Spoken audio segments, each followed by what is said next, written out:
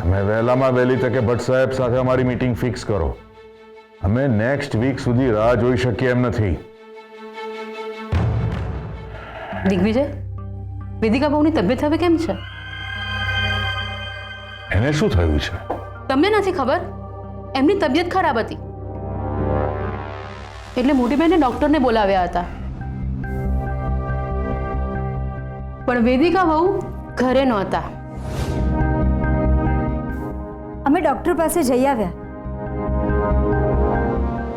થોડુંક પિત્ત વધી ગયું હતું. હવે સારું છે, એટલે અનઇઝીનેસ ફીલ થતું હતું.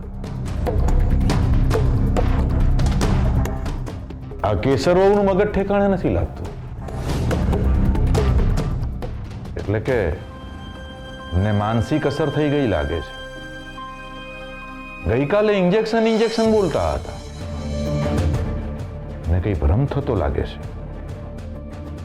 મેં એક બહુ જ સારા માનસિક સારવાર કરતા ડોક્ટરને ઓળખીએ છીએ. મારા મતે કેસરવાળુને એમની હોસ્પિટલમાં તપાસ માટે લઈ જવા જોઈએ. મોટાભાઈ, કેસર કે પાગલ નથી થઈ ગઈ કે એને સાયકાટ્રિસ્ટની જરૂર પડે. બસ એના જીવનમાંથી ખાલી અપહરણવાળી ઘટના પૂછાઈ ગઈ છે, બાકી બધું એને યાદ જ છે. પણ એકવાર ડોક્ટરને જઈને બતાવવામાં વાંધો શું છે? બા, હર્ષવર્ધનને એવું લાગે છે કે અમે કેસરવાળુની સારવારની પાછળ પડી ગયા છે. પણ પરિવારના કોઈ સભ્યને તકલીફ હોય તો એની મદદ કરવી ઘરના મોભી તરીકે અમારી ફરજ છે. અને હા, કેસરવાળુને ક્યાંક એવું તો નથી લાગતું ને કે અમારી પાસે ઇન્જેક્શનનો જથ્થો છે? એવું હોય તો તમે અમારો રૂમ ચેક કરાવડાવી શકો છો. મોટાભાઈ, તમે ક્યાંની વાત ક્યાં લઈ જાઓ છો? અરે એમ નહીં, આ તો ગઈકાલે કેસરવાળુ એમ બોલતા હતા કે વેદિકા ઇન્જેક્શન્સ લઈને ક્યાંક જઈ રહી છે. હવે આ વાત તો સાવ ખોટી છે. તો પછી એને ભ્રમ જ કહેવાય ને. બોલો, આ અંગે તમારું શું કહેવું છે?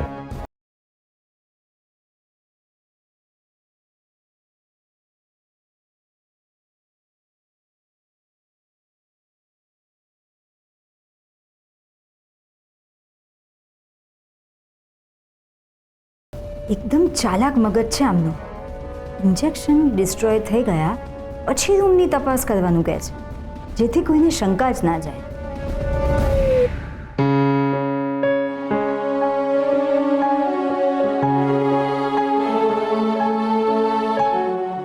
શું થયું? મોઢું કેમ આમ ઉતરેલું છે?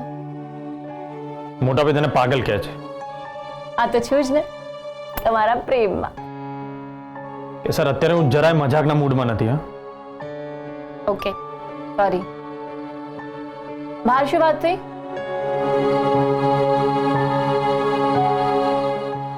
મોટાભાઈને એવું લાગે છે કે તને ભ્રમ થાય છે, એટલે તારે કોઈ સાયકાટ્રિસ્ટની ટ્રીટમેન્ટ લેવી જોઈએ. અને બા પણ એમની વાતમાં હા કરે છે. તમને પણ એવું લાગે છે કે હું પાગલ છું? એ વાત કરે છે કે સર. બસ તો પછી જલસા કરો, તેને જે કહેવું હોય કે. દરેક વ્યક્તિનો પોઈન્ટ ઓફ વ્યૂ અલગ હોય ને બીજાને જોવાનો. અને તને સાચે કોઈ ભ્રમ નથી થતો ને? ના, હું એકદમ ઓલ રાઈટ છું. મારા જીવનની ભૂસાઈ ગયેલી ઘટનાઓને યાદ કરવાનો પ્રયત્ન કરું છું. થોડું યાદ આવે છે, પાછું ભૂલાઈ જશે, પાછું યાદ આવશે. પ્રોસેસ છે ને. ડોક્ટરે જ કહ્યું હતું. ઓ ફોજદાર, આટલું બધું ના વિચારો, છોડો એ બધું. ચાલો નાસ્તો કરીએ, હું તમને ખવડાવું.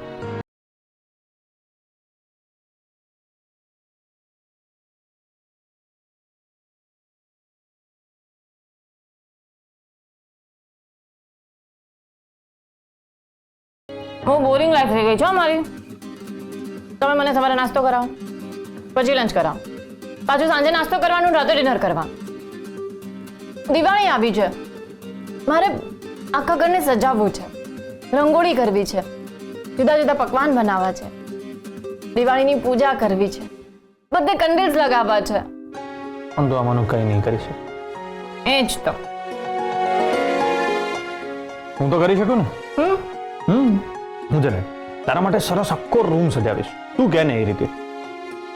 તારે રંગોળી કરવી છે ને, તો એક કામ કરજે, તું મને ઇન્સ્ટ્રક્શન આપજે. એ પ્રમાણે હું રંગોલી કરી નાખીશ. સાચે યસ. પછી હું પ્રમોદ સાથે મળીને સરસ સરસ વાનગી પણ બનાવી લાવીશ. ઓકે? આજ દિવાળીની પૂજા કરવી છે.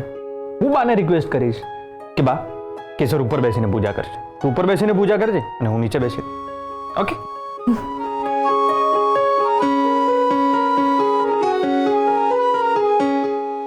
આફ્ટર ઓલ આપણી પહેલી દિવાળી છે.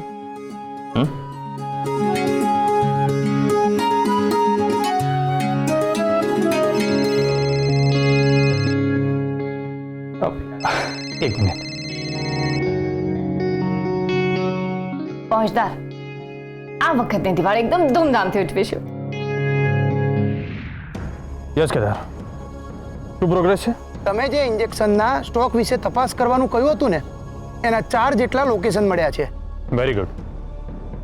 તો કેદાર, ત્યાં બધે વિક્રમસિંહનો ફોટો બતાવી અને પૂછજો કે આવો કોઈ માણસ ઇન્જેક્શન લેવા માટે આવ્યો હતો. અને આ બધી જ તપાસ છે ને ઇનડાયરેક્ટલી થવી જોઈએ. સમજી ગયા ને? હા સર. કેદાર, એક કામ કરજો, તમે સિવિલ ડ્રેસમાં જજો. ઓકે? અને 2 લોકેશન મને મોકલી દો, હું ત્યાં તપાસ કરવા જાઉં છું અને બાકીના 2 લોકેશન પર તમે પહોંચો. Okay? Okay, fine sir. Okay.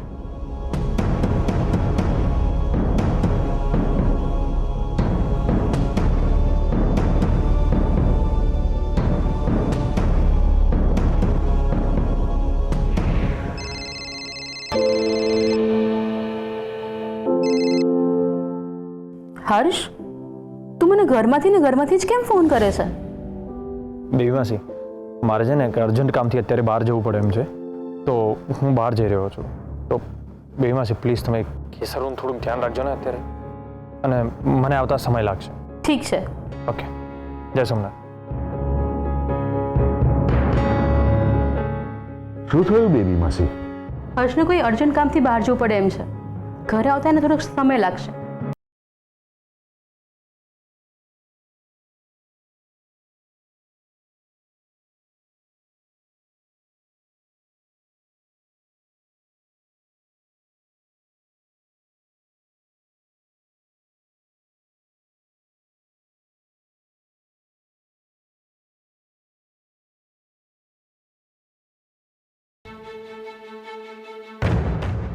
Digvijay બોલીએ છીએ. તમારો આવવાનો સમય થઈ ગયો છે ડોક્ટર મહેતા. અત્યારે ને અત્યારે તમે અહીંયા પહોંચો.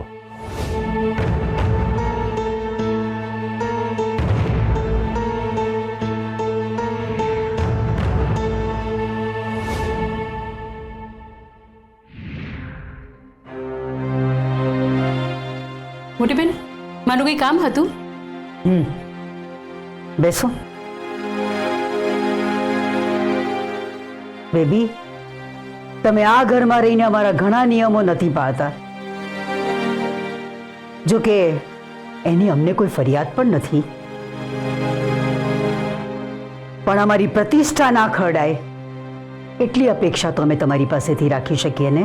મોટી બેન, મારાથી કોઈ ભૂલ થઈ ગઈ છે? તમે ગોપીની સાથે અથાણાની ડિલિવરી કરવા ગયા એ આ ઘર અને અમારી પ્રતિષ્ઠાને લાજે તેવું કાર્ય હતું. તમે તો જાણો છો કે અમારા માટે અમારો મોભો, અમારી પ્રતિષ્ઠા કેટલા અગત્યના છે. એ યાદ રાખવું તમારે જરૂરી છે. સમજી ગયા?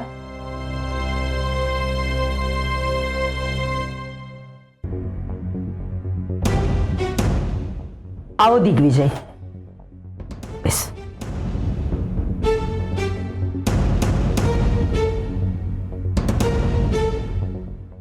બા, તમને એક ન્યૂઝ આપવા છે. બોલો. બા, મેં કેસરવહુની સારવાર માટે એક ડોક્ટરને બોલાવ્યા છે, જે કેસરવહુની માનસિક પરિસ્થિતિ સમજીને એમની સારવાર કરશે. દિગ્વિજય, તમે કેસરવહુ માટે આટલું વિચારી રહ્યા છો, બહુ સારી વાત છે. પણ દિગ્વિજય, તમે હર્ષવર્ધનની હાજરીમાં ડોક્ટરને બોલાવ્યા હોત તો વધારે સારું થાત. હર્ષવર્ધન એ વાત માનવા તૈયાર જ નથી કે કેસરવહુને ભ્રમ થાય છે, અને જો આ વાતની એમને જાણ થશે ને તો ઘરમાં કંકાસ થશે. એટલે હર્ષવર્ધન ઘરે હોય ત્યારે ડોક્ટર બોલાવવાની વ્યવસ્થા કરો એવી અમારી ઈચ્છા છે. બા, ડોક્ટર આવીને કેસરબાબુની સારવાર શરૂ નહીં કરી દે. એ પહેલા એમની સાથે વાતો જ કરશે. અમને એમ કે હર્ષવર્ધનના ખર્ચો નહીં પરવડે, એટલે મેં આ વ્યવસ્થા કરી છે. ડોક્ટર આવશે, કેસરબાબુ સાથે વાતો કરશે, પછી જો કેસરબાબુ ના પાડશે, તમે સામેથી ડોક્ટરને ના પાડી દઈશો. ઠીક છે, પણ હર્ષવર્ધન સાથે આ બાબતે ઝઘડો ના થાય એનું જરા ધ્યાન રાખજો. જી બા.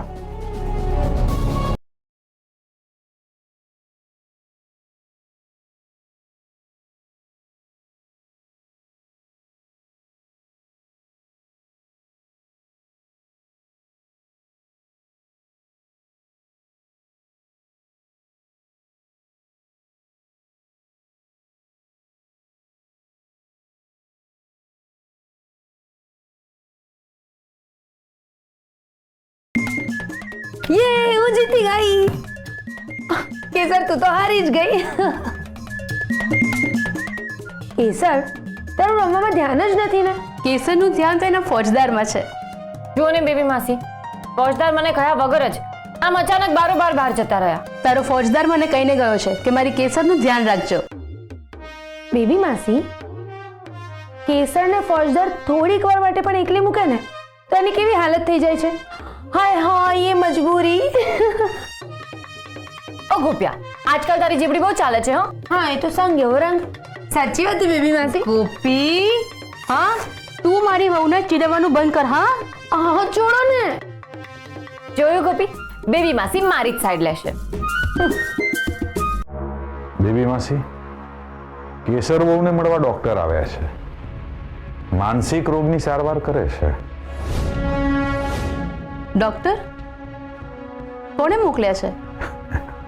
કોઈએ મોકલ્યા નથી, અમે જ બોલાવ્યા છે. અમે કહ્યું હતું ને કે અમારા ધ્યાનમાં એક સ્પેશિયાલિસ્ટ છે જે કેસરબાબુ સાથે વાતો કરીને જાણી શકશે કે કેસરબાબુને સાચે જ ભ્રમ થાય છે કે પછી બીજું કંઈ. પણ તમે હર્ષવર્ધનની ગેરહાજરીમાં કેમ ડોક્ટરને બોલાવ્યા? ડોક્ટર તો આજે જ આવવાના હતા અને હર્ષવર્ધન બહાર જવાના છે એની અમને ખબર નહોતી. કંઈ વાંધો નહીં, તમે ડોક્ટરને હર્ષ હોય ને ત્યારે ફરી બોલાવી લેજો. બેબી માસી, ડોક્ટર સાહેબની ફી ઓલરેડી ચૂકવાઈ ગઈ છે અને હવે આવી જ ગયા છે તો ભલે ને કેસરબાબુ સાથે વાતો કરતા. ડોક્ટર સાહેબ કેસરબાબુનો ઈલાજ નથી કરવાના, માત્ર એની સાથે વાત કરવાના છે.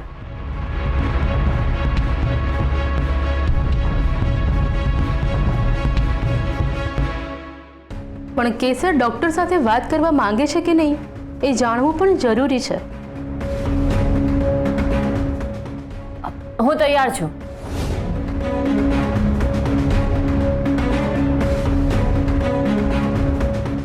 આટલી જલ્દી કેમ તૈયાર થઈ ગઈ આ છોકરી? કેસર, તું શ્યોર છે ને બેટા? હા બેબી માસી, મને ડોક્ટર સાથે વાત કરવામાં કોઈ પ્રોબ્લેમ નથી. એમ પણ મોટા ભાઈએ કહ્યું ને કે ડોક્ટર ખાલી મારી સાથે વાત કરવા આવ્યા છે, આજે કોઈ ઈલાજ નથી કરવાના. ઠીક છે, તારી મંજૂરી છે તો મને કોઈ જ વાંધો નથી. ડોક્ટર, તમે કેસરબાબુ સાથે વાત કરી શકો છો. ફાઇન, પણ એ માટે તમારે બધાએ બહાર જવું પડશે. હું કેસર સાથે એકલામાં વાત કરવા ઈચ્છું છું.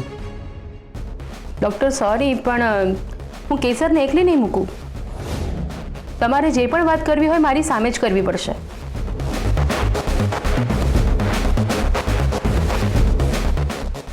ઠીક છે, તમારામાંથી કોઈ એક જણ અહીંયા રોકાઈ શકે છે.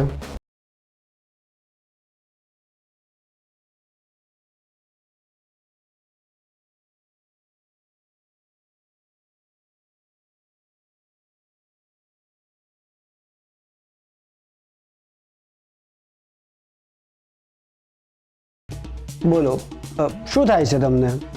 વિચિત્ર સપના આવે છે, આજુબાજુમાં કોઈ વ્યક્તિ હોય એવા આભાસ થાય છે. શું થાય છે તમને? હા, વિચિત્ર સપના તો આવે છે. શું દેખાય છે સપનામાં?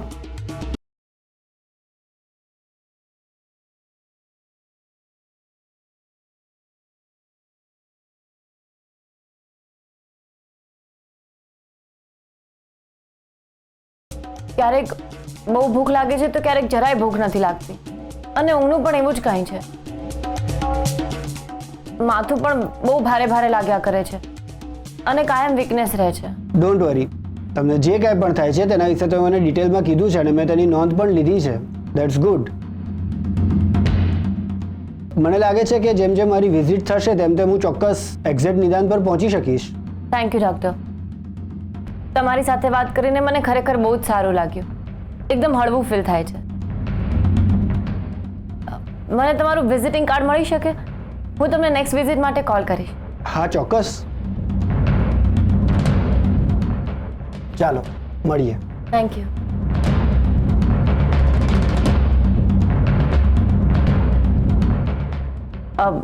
બેબી માસી, પ્રમોદભાઈ પાસે લીંબુ પાણી મોકલાવશો?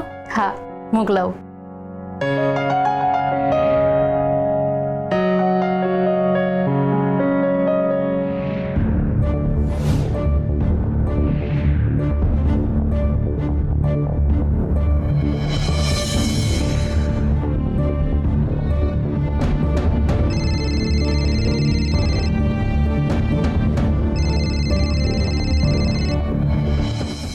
હા કેસર ભાભી, બોલો.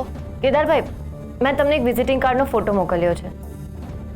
મને ડૉક્ટરની બધી જ ડિટેલ જોઈએ છે. એમની ડિગ્રી શું છે વગેરે વગેરે બધું જ. શ્યોર, સાંજ સુધીમાં જણાવું. સારું. પણ હા, ફોજદારને આ વિશે કંઈ ના કહેતા ને પ્લીઝ. ઓકે, શ્યોર નહીં કરું. Thank you. Don't worry. મોટાભાઈ ડૉક્ટરને લઈને આવ્યા, એ પણ ફોજદારની ગેરહાજરીમાં. હું ગાંડી છું એ સાબિત કરવા માંગે છે કે પછી એમની કોઈક બીજી જ ચાલ છે?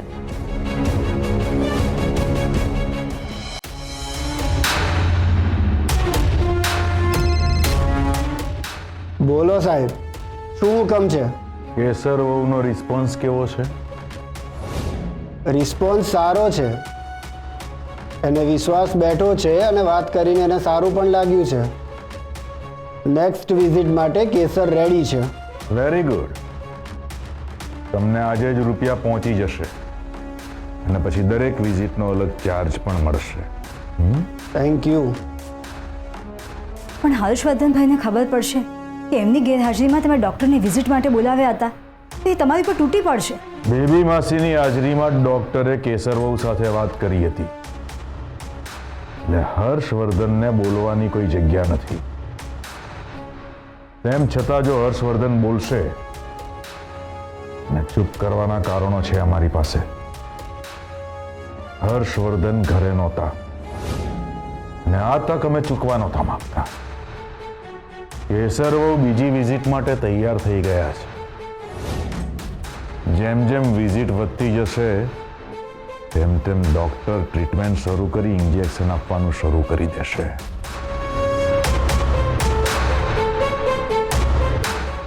પણ દેરાણી ડૉક્ટરને બીજી વિઝિટ માટે બોલાવવા તૈયાર થયા છે એ કંઈ વિચિત્ર નથી લાગતું તમને? દેરાણીની કોઈ ચાલ તો નહીં હોય ને? અર્જુનભાઈ, પહેલા હું ગાયબ હતી અને હવે તમે ગાયબ થઈ ગયા છો. તમારે તમારી લિટલ ભાભીની ખબર કાઢવા આવવું જ નથી ને? ના ના, દિવાળી પર પણ આવવાની શું જરૂર છે?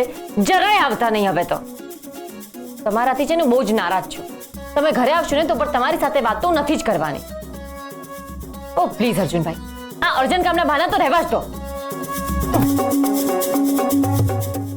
બધાને મારા સિવાય અર્જન્ટ કામ આવી જાય છે.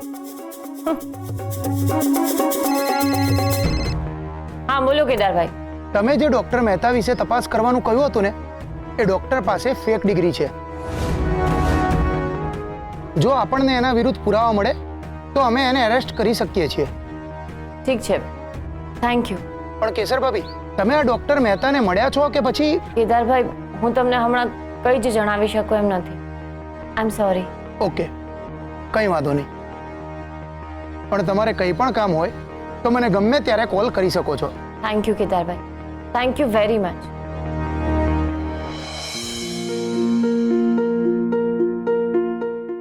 Fake doctor. સૌથી મોટું પ્રૂફ તો હું જ છું. હું ઈચ્છું તો એના વિરુદ્ધ કમ્પ્લેન કરી શકું છું, પણ હું એવું નહીં કરું. મોટા ભાઈ એવું સાબિત કરવા માંગે છે કે મને મગજની કોઈ બીમારી છે. પણ કેમ? એ નથી ઈચ્છતા કે મને અપહરણની કોઈ ઘટના યાદ આવે. જે માણસ એની દીકરીને દવાખાને લઈ જઉં છું એમ કહીને લઈ જાય, એ જ માણસ થોડા દિવસો પછી અમને ફોન કરીને પૂછે કે અમારી દીકરી ક્યાં છે, તો અમારે શું કરવાનું? ઢંઢેરો પીટવાનો કે અમારા માટે જે કોયડો છે કે અમારા ઘરની વહુ ક્યાં છે?